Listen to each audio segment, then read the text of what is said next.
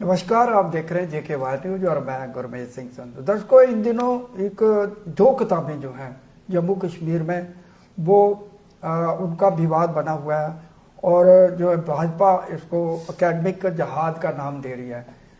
और ये किताब जो है दो जना, एक किताब का नाम है personality and lizards of Jammu and Kashmir, दूसरी great personality of J and K. ये दो किताबें हैं जो विवाद का विषय बनी हुई हैं और इसका पूरा जो है इल्ज़ाम जो है नेशनल कॉन्फ्रेंस जो है उमर सरकार के ऊपर थोपा जा रहा है। कल प्रेस कॉन्फ्रेंस हुई, बीजेपी ने जमकर इसके ऊपर जो है नेशनल कॉन्फ्रेंस को कोसा और स्किन आउट इटू को जवाब देने के लिए कहा।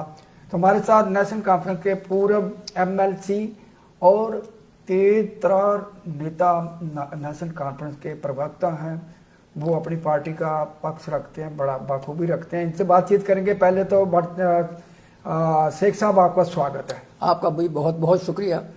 ये दो किताबें दो जो है लाइब्रेरी में इनको लगाया गया है, ये एक बड़ा विवादित विषय बन चुका है, क्या कहेंगे? देखिए जी, ये किताबें जो हैं जिनका नाम आपने लिया, ये किताबें एक कमेटी, लाइब्रेरी के अंदर जो किताबें लगती हैं एक कमेटी बनी होती है, उसमें समाग्र के जो लोग हैं, जो एजुकेशनिस्ट हैं, वो तय करते हैं कि कौन सी किताब को लाइब्रेरी में रखना है, लाइब्रेरी में नहीं रखना है। जी जी। लाइब्रेरी के अंदर किताबें जो हैं वो बच्चे पढ़ते हैं। अब ये किताबें पॉलिटिकल हैं जी। अब इन पॉलिटिकल किताबों को रखने के लिए जो कमेटी है उन्होंने अगर इसको रखा है, इसमें मोहतरमा सकीना यतू का कोई रोल नहीं है, उसमें जनाब चीफ मिनिस्टर साहब का कोई रोल नहीं है, ना नेशनल कॉन्फ्रेंस का रोल है। ये एक सिस्टम में किसी ने रखी हैं जी। अब ये दो किताबें जो हैं, इसमें जो पहले चैप्टर हैं जो जैसा मैंने सुना, उसमें पहला चैप्टर जो है महाराजा हरि सिंह का है। बिल्कुल बिल्कुल। उसके बाद आगे चैप्टर हैं, उसमें वैद विशेषपाल वैद साहब जो हमारे रिटायर्ड DGP साहब है, उनका भी है चैप्टर है। और बड़े जो है ताराचंद जी हैं, वो भी ग्रेट पर्सनैलिटीज में हैं। तो अब ऑथर ने इसके अंदर कुछ चैप्टर विवादित भी रखे हैं, जिसमें मैंने सुना कि मकबूल जो है भट्ट जो है उसका भी चैप्टर है। इसमें यह भी कहा गया है कहीं कि जम्मू कश्मीर जो है वो ऑक्युपाइड, इंडियन ऑक्युपाइड कश्मीर जो है, इसमें यह भी सुना, मैंने कहा गया, मैंने पढ़ी नहीं है जी जी। मगर मैं आपको एक बात बताना हूं कि इसको बीजेपी वाले जो है शायद लोगों को बेवकूफ बना रहे हैं, ये इशू नहीं है जी जी। अब जिन लोगों ने ये किया है, जब पहला मैंने ये बाइट दी तो मैंने उस वक्त कहा कि अब अगर पता लगा है कि एक किताब विवादित है, वो रखी गई है उसमें, और उसकी इंक्वायरी करे गवर्नमेंट, और गवर्नमेंट, अब मैंने कल ये मोहतरमा सकीना यतू जी का एक इंटरव्यू सुना, उसने सीधा कहा है कि इन लोगों को डिसमिस कर देना चाहिए, जिन लोगों ने ये विवादित किताब सस्पेंड नहीं करें, इसको बल्कि डिसमिस करना चाहिए। ये सकीना जी की ऑडियो है मेरे पास, वीडियो है, मैंने सुनी है वो। अब गवर्नमेंट के नॉलेज में जब ये चीज आई तो एक्शन हुआ। अब मैं आपको बताता हूं कि बीजेपी वालों को मैं कहूंगा, बीजेपी वालों, आप मुझे ये बताओ, हम इस दुनिया में रह रहे हैं, इंसानों की दुनिया है, इंसान ही गलती करता है, इंसान ही उसको रेक्टिफाई भी करता है। आप जिस दुनिया में रह रहे हो, ये फरिश्तों की दुनिया नहीं है कि जहां किसी से गलती नहीं होगी। जिसने किताब लिखी है, सकीना यतू जी ने यहां तक कह दिया है कि इस किताब के लिखने वाले को बैन कर दो ताकि वो दूसरी किताब ना लिखे। तो यहां तक तो हम गए हैं। अब आप इस राई का पहाड़ मत बनाओ। जिन लोगों ने किया, ये सरकार जहां तो समर्थन करती हो ना, फिर बात है। सरकार ने खुद कहा है कि मैं इनको डिसमिस कर दो। मैंने पहले दिन कहा था, पहले दिन मुझे टाइम्स नाउ वाले ने जब इंटरव्यू किया था 2 दिन पहले, तो मैंने उनको कहा था कि चूंकि अब जब ये बात सामने आ गई है कि इसमें कुछ चैप्टर किताबों में जो है, चैप्टर मैं आपको बता दूं कि ये चैप्टर है आतंकवादी मकबूल भट्ट है, हाफिज साइद है, शाहिद अली गलानी है, मसरत आलम शाह है, मीर बाइज है, उमर फारूक है, ये जो अलगाबादी है। कहते हैं मसरत आलम का भी इसमें जिक्र है। जी जी। तो मैं कहता हूं कि इसमें नेशनल कॉन्फ्रेंस वालों को नेशनलिटी का सर्टिफिकेट बीजेपी से नहीं लेना है। जी जी जी। हमने ये कुर्बानियां दी हैं, आपका तो हुआ ही कुछ नहीं। नेशनल कॉन्फ्रेंस ने जम्मू कश्मीर के अंदर 1990 से लेके आज तक बहुत कुर्बानियां दी हैं। हम इन चीजों को बर्दाश्त नहीं करते हैं। अब चूंकि गवर्नमेंट के नॉलेज में ये बात आई है, अब कहां से गलती हुई है, किससे गलती हुई है, उसके खिलाफ जो तुरंत एक्शन हुआ है, और वो जो मैं समझता हूं कि आज किसी को फांसी पे भी चढ़ाना हो तो उसको पहले सुनना चाहिए, उसका पक्ष क्या है। तो जाहिर है कि सकीना जी का मैंने इंटरव्यू सुना, उसने यहां तक कह दिया है कि इनको सस्पेंड नहीं करना चाहिए बल्कि इनको डिसमिस करना चाहिए, मतलब नौकरी से बर्खास्त करना चाहिए। और साथ साथ उसने ये भी कहा है कि जो ये किताब लिखने वाला है, ऑथर है, इसको भी क्या नाम है, ब्लैक लिस्ट में कर दो, ताकि वो किताब कोई दूसरी पब्लिकेशन वाले को भी नहीं करे। तो बहरहाल ये सारी चीज जो है ये हुई है, हम इसको डिनाई नहीं करते। लेकिन अब सवाल यह है कि ये स्कूलों में किताब नहीं है, अब स्कूल की लाइब्रेरी में है। अब स्कूल की लाइब्रेरी में क्यों गई, कैसे गई, कौन लोग हैं, उनको आइडेंटिफाई करके, मेरा ख्याल है वो आइडेंटिफाई हो गए हैं। 5-7 लोग जो हैं उनके खिलाफ एक्शन लिया गया है। 8 लोग सस्पेंड कर दिया जी। हाँ, जितने भी हैं वो कर दिए हैं। लेकिन उसमें जो एजुकेशन मिनिस्टर हैं उनका कहना है कि सस्पेंड नहीं, इनको डिसमिस कर देना चाहिए, दे डोंट डिजर्व एनी। मगर हम समझते हैं कि उनका भी सुन लेना चाहिए। किसी भी कानून के अंदर ये गुंजाइश होती है। नहीं, मेरा सवाल है कि इतनी बड़ी गलती, मतलब कि जब भी जो किताब लगाई जाती है कम से कम संज्ञान में तो होना चाहिए, बड़े आला अफसरों के, आला मतलब शिक्षा मंत्री के जब इसको संज्ञान में होनी चाहिए ना। मुझे नहीं मालूम है कि चूंकि जहां तक चीफ मिनिस्टर साहब ने कल एक जगह चलते चलते कहा कि मैंने किताब ना पढ़ी है ना मैंने देखी है, तो अब चूंकि जाहिर है कि किताब को जो है परमिट चीफ मिनिस्टर नहीं करता, ना ही एजुकेशन मिनिस्टर करता है। जो कमेटी बनी है एजुकेशन महकमे में, वो लोग इसको तय करते हैं कि कौन सी किताब लाइब्रेरी में रखनी है, कौन सी नहीं रखनी है। अब जिन लोगों ने इसको लाइब्रेरी में लाया, ये 2 किताबें, और उनके खिलाफ 100 मोटो एक्शन लिया गया है, मैटर एंड्स। इसके ऊपर कोई बहस अब करनी नहीं चाहिए। हाँ, इस बात का इंतजार करना चाहिए कि जो इंक्वायरी है या जो एक ऑफिसर है उसको कहा गया है कि आप क्या नाम है इंक्वायरी करिए। तो जाहिर है जब ये चीजें हो जाएंगी तो बात जी महोदय ने भी कहा 30 दिन के अंदर ये रिपोर्ट जो है हमें सामने आनी चाहिए। और इसके साथ उन्होंने 8 जो अधिकारी हैं उनको सस्पेंड किया। अब ये जो मुद्दा निकल कर आया, क्योंकि भाजपा के पास और कोई मुद्दा है ही नहीं है, तो अब ये इस मुद्दे को, ये जो किताब 2 किताबें हैं, इसको बनाने की कोशिश में जो है एक इशू बनाना चाहते हैं, नॉन इशू को इशू बनाना चाहते हैं। जी। नॉन इशू को इशू बनाने से कोई मतलब नहीं है। मैंने आपको बताया कि हम इस दुनिया में रह रहे हैं, ये इंसानों की दुनिया है, बड़ी बड़ी गलतियां इंसानों से होती हैं, उनको रेक्टिफाई किया जा सकता है। बीजेपी कौन से दूध से धुली हुई है, बहुत सी बातें बीजेपी करती है, सुबह से शाम तक एक ही बात करती है, धर्म की राजनीति करती है, सुबह से लेकर शाम तक हिंदू मुसलमान की बात करती है। जब उनको मुद्दे के ऊपर बात करने के लिए कहते हैं तो वो भाग जाते हैं। उनसे पूछते हैं कि इस मुल्क को आपने 2.5 लाख करोड़ के उस कर्जे में डुबा दिया, उसकी क्या वजूहात हैं। इस मुल्क इस बीजेपी वालों से पूछते हैं कि आपने Jammu reserve bank of India से 3,70,000 करोड़ रुपया जो है वो निकाला, जो कभी निकला नहीं था, उसका क्या हुआ। मुल्क की इकॉनमी कहाँ जा रही है। इवन के पेंशन के पैसे देने के लिए पैसे नहीं है। तो कहने का मतलब है कि बहुत से इश्यूज हैं। महंगाई आसमान को छू रही है, बेरोजगार नौजवानों की तादाद इतनी बढ़ रही है कि सड़कों के ऊपर नौजवान हैं।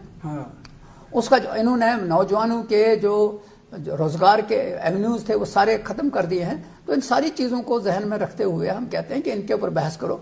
बाकी ये जो चीजें हैं उनका बीजेपी से मैं कहूंगा बड़े सफाई से कि हमको नेशनलिटी का सर्टिफिकेट आपसे नहीं लेना है। इसमें हम साबित कर चुके हैं कि हम जैसा हम कुर्बानी दे सकते हैं, आप तो कुर्बानी भी नहीं दे सकते हो। आपका ट्रैक रिकॉर्ड जो है 1947 से पहले का जो है वो सारी दुनिया आज जानती है। बड़ी बड़ी चीजें आज सामने बाहर आ रही हैं। आप लोगों को ये अब चूंकि पावर आ गया है, इधर उधर से करके आपने 2024 में तो लोगों ने आपको मैंडेट भी नहीं दिया था हुकूमत करने का। जी बिल्कुल। फिर इधर उधर से जुगाड़ करके आपने हुकूमत बनाई, तो ये समझ लो लोगों को आपके झूठ का पता लगना लगा। बशीर साहब, मेरा एक सवाल और भी है कि जिस तरह से लगातार जो है वो फिर से नेशनल कॉन्फ्रेंस में निशाना साध रहे हैं कि भाजपा बहुत जल्द जो है सरकार जम्मू कश्मीर में बनाने वाले, एक बार फिर से ये बयान आ रहे हैं भाजपा यहाँ से एक चीज मैं आपको संधू साहब कहूंगा। हाँ जम्मू कश्मीर में लोगों ने मैंडेट नेशनल कॉन्फ्रेंस को दिया। जी जी जाहिर है बीजेपी का कश्मीर में तो कोई एमएलए है ही नहीं जी। जम्मू में जो एमएलए हैं क्या नाम है, उनके बलबूते पे सरकार तो बन नहीं सकती है। जी जी। आखिरकार ये जो खरीद फरोख्त है इसमें बीजेपी एक्सपर्ट है, लेकिन रब का शुक्र है कि बीजेपी के एमएलए इनके झांसे में नहीं आ रहे। अब ये जो सुबह भी शाम भी ख्वाब देख रहे हैं कि हम जी हुकूमत बना रहे हैं, तो आप लोगों से ये हुकूमत जो चल रही है ये लोगों के मैंडेट से चल रही है। जी बिल्कुल। आपको पसंद नहीं है, हमारी कोई गलती नहीं है इसमें। आपने तो पूरी कोशिश की बीजेपी वालों कि भाई नेशनल कॉन्फ्रेंस की हुकूमत नहीं बने, लेकिन लोगों ने मैंडेट दिया। जी जी। आप आज भी इस हुकूमत को चलने नहीं दे रहे हो। जी। ये डबल जो नहीं, मेरा सवाल है कि आपके बहुत सारे एमएलए भी होंगे उनके संपर्क में, क्योंकि पैसा बहुत बड़ी चीज होती है। पैसे के लालच में या डरा धमका के कि आपके ईडी भेज देंगे, ये कर देंगे, वो कर देंगे। पहली बात यह है कि सारी दुनिया को मालूम है कि बीजेपी के पास कौन कौन से हथियार हैं। अभी तक वो हथियार काम नहीं आए। जी जी। लेकिन ये मैं देख रहा हूँ वो हथियार बंगाल में काम आ गए, महाराष्ट्र में काम आ गए, हरियाणा में काम आ गए, बिहार में काम आ गए। तो मैं कहता हूँ कि जम्मू कश्मीर के जो लोग हैं वो इस वक्त तक डटे हुए हैं और आपके इन सब चैलेंजेस का मुकाबला हम करने के लिए तैयार हैं। और आप इस बात का जवाब दीजिए, मुल्क लुटा क्यों, ये लुट क्यों रहा है मुल्क, उसके ऊपर बहस करो। मैं छोटा सा आदमी हूं, मैं आपके साथ बहस करने के लिए तैयार हूं कि इस मुल्क की तबाही क्यों हो रही है। जी जी। प्राइम मिनिस्टर ऑफ इंडिया, मैं आपके इस माध्यम से कहना चाहता हूं, prime minister of India Trump के साथ बैठ के ट्रंप इनके मुंह पे बेइज्जती करता है, वो बोल नहीं सकते। जी जी। वो प्राइम मिनिस्टर ऑफ इंडिया नहीं, मुल्क का प्राइम मिनिस्टर है। बिल्कुल, देश का प्राइम मिनिस्टर है और देश की ऐसे बैठा रहता है। वो उसको कहता है कि जो जबान इस्तेमाल करता है, तो कहने का मतलब है कि आपके अंदर दम नहीं है, झूठ सच चला के जो भी करना चाहते हो करो, लेकिन इन बातों का जवाब दीजिए, मुल्क लूट क्यों रहा है। आप अब तो और एक बात मैं कहना चाहता हूं, अब तो राम मंदिर बन गया, उसमें चोरी भी हो गई। पहले तो एजेंडा था कि राम मंदिर नहीं बन रहा है, वो बन भी गया। उसमें जो था वो चोरी भी हो गया। बिल्कुल। आप जरा बताइए कौन जिम्मेदार है। वहां डबल इंजन सरकार जो है, इसका जवाब दे दो ना आप। कौन लोग आपने बिठाए थे जिन लोगों को सारा लूट के ले गए। रोज नया नया किस्सा आ रहा है। तो ये जो सारी चीजें हैं आपके, अब इस झूठ को लोग मानने वाले नहीं है। शेख साहब, एक और सवाल है कि कोई 7 दिनों के लिए भाजपा अध्यक्ष जो है नवीन, क्या नाम है उनका, वो आ रहे हैं, नवीन जी आ रहे हैं। आपको क्या लगता है कि ये कुछ बीजेपी कश्मीर के लिए कुछ करने जा रही है? देखिए जी, कश्मीर के लिए करने के लिए उनके पास कुछ नहीं है। उन्होंने जो तबाही इसकी कर दी है। अब जो एक ही चीज हम चाहते हैं कि स्टेटहुड रिस्टोर हो और जम्मू कश्मीर में जो इलेक्टेड गवर्नमेंट है उसको काम करने दिया जाए।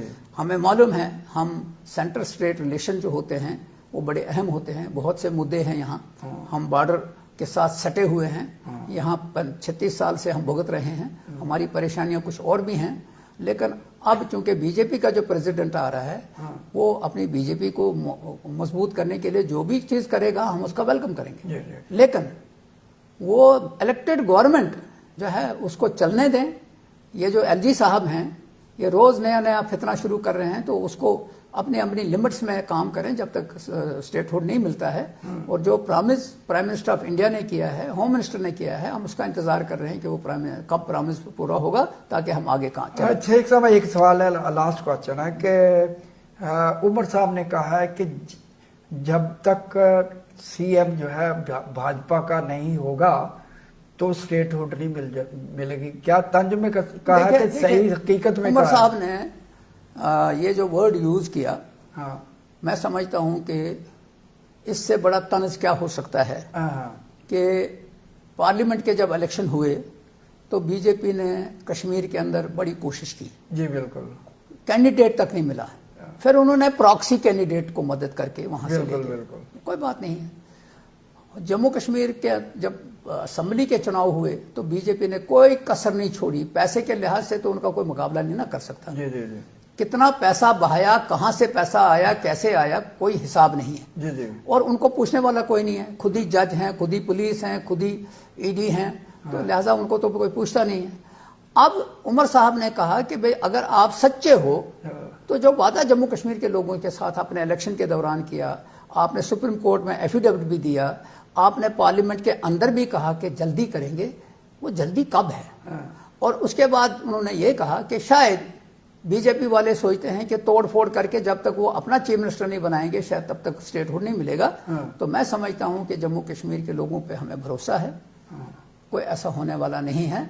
उमर साहब ने तंजन जो कहा है वो यही कहा है कि आप अपने वादे से क्यों मुकर रहे हो, क्यों वादा पूरा नहीं कर रहे हो। पूरी दुनिया जान रही है कि जम्मू कश्मीर के अंदर स्टेट को तोड़ना जो है ये कोई जायज बात नहीं है। ये तो पहली बार हुआ, इतिहास में पहली बार हुआ। ये कॉन्स्टिट्यूशनल कूप है, कॉन्स्टिट्यूशन के साथ खिलवाड़ किया गया है। जी जी। अब इस खिलवाड़ को कब तक आप इसको ठीक करेंगे, इंतजार कर रहे हैं। जी जी, धन्यवाद। ये थे शेख बशीर, एक्स MLC और चीफ प्रवक्ता नेशनल कॉन्फ्रेंस के।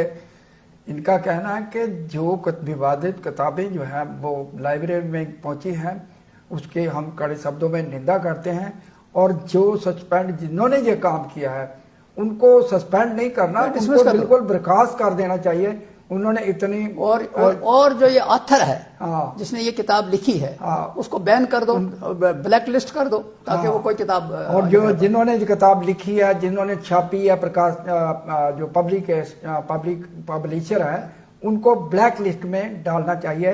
इस तरह की किताब जो है उन्होंने इसके ऊपर कड़ा संज्ञान लिया है, और सरकार कहती है कि इसके ऊपर कार्रवाई करेंगे। इसकी नाइट 2 का जो बयान आया उन्होंने कहा है कि सस्पेंड नहीं करना चाहिए, इनको डिसमिस कर देना चाहिए सर्विस से। तो इसके आज के लिए इतना ही। मुझे दीजिए इजाजत, और कमेंट बॉक्स में अपनी राय जरूर लिखिए। धन्यवाद, शुक्रिया, थैंक यू।